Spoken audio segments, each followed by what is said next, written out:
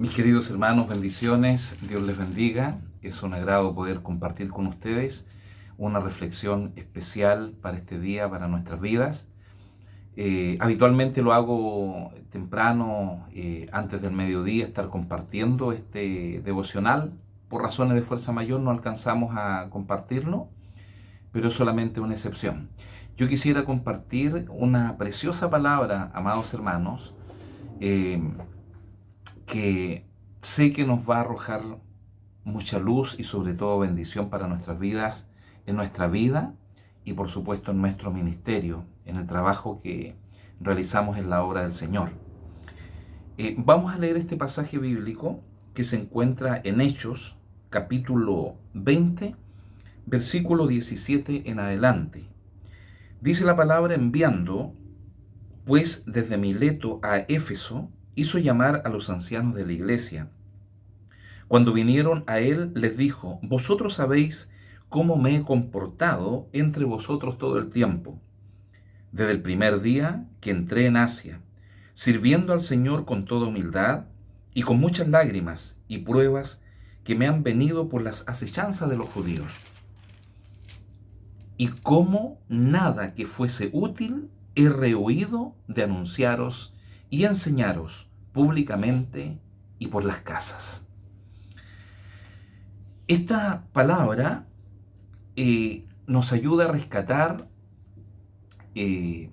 5 aspectos que se funden entre el servicio y la conducta de un tremendo hombre de Dios como es el apóstol Pablo. El apóstol Pablo, sin lugar a dudas, es uno de los grandes referentes para nuestra vida cristiana, por supuesto después de nuestro Señor Jesucristo. Y particularmente a mí, siempre el apóstol Pablo me llama profundamente la atención sus atributos, sus cualidades, su fuerza que él desplegó, su constancia. Hay tantas cualidades que él tiene, queridos hermanos, y que de verdad nos ayudan a nosotros a poder desafiarnos, en poder también tomar estas cualidades para nosotros. En esta ocasión yo quisiera compartir de muchas otras 5 cualidades que se funden, como lo decía, entre su conducta con Dios y con el prójimo, en su conducta cristiana, y se funden también esto con el servicio que él desarrolló en su ministerio.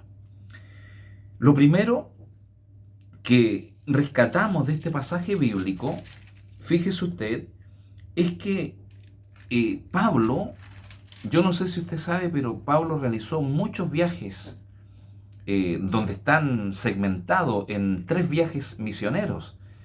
Pero a veces uno dice son 3 viajes misioneros, donde pasó por cantidad de lugares diferentes. Recorrió su mundo en aquel tiempo, donde hoy día nosotros contamos con muchos beneficios, las líneas aéreas, contamos con recursos tecnológicos de todo tipo de transporte, pero en aquel tiempo era el barco y eran los caballos para poder desplazarse, y si no, a pie.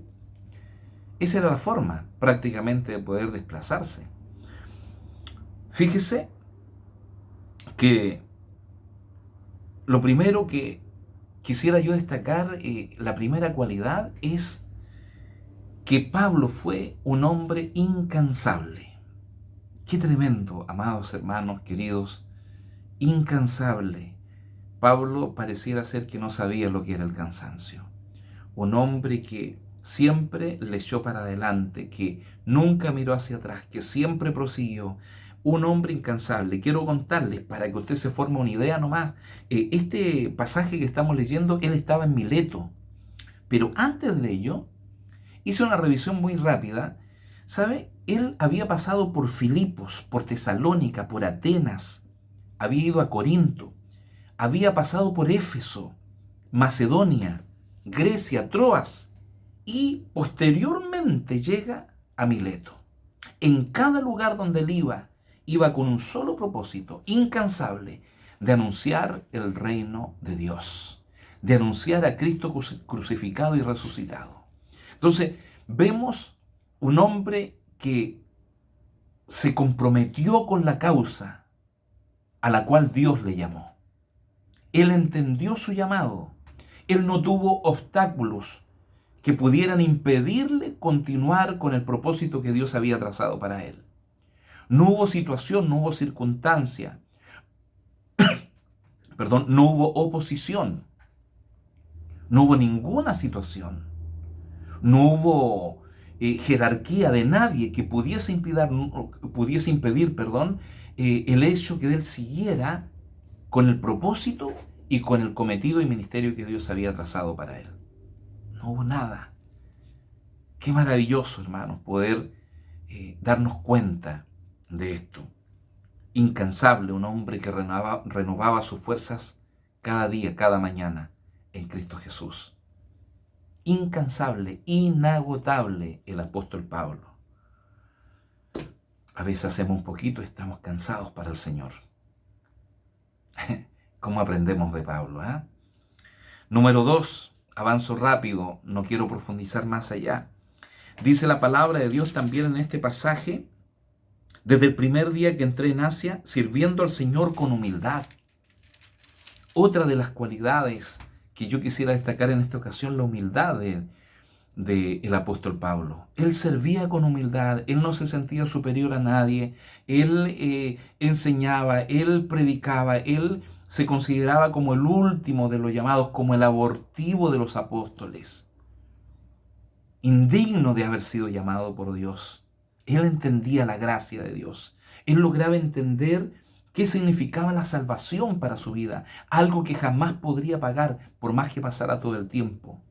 Y por toda la eternidad jamás podría pagar su salvación, ni tampoco el privilegio de ser llamado un instrumento en sus manos. Con humildad tomó ese ministerio que Dios puso en él. Qué diferente hoy día a tantos hombres que hay algún don que brille un poquito más y hay tanta jactancia, tanta soberbia, tanta altivez. Que Dios nos libre y nos guarde de aquello.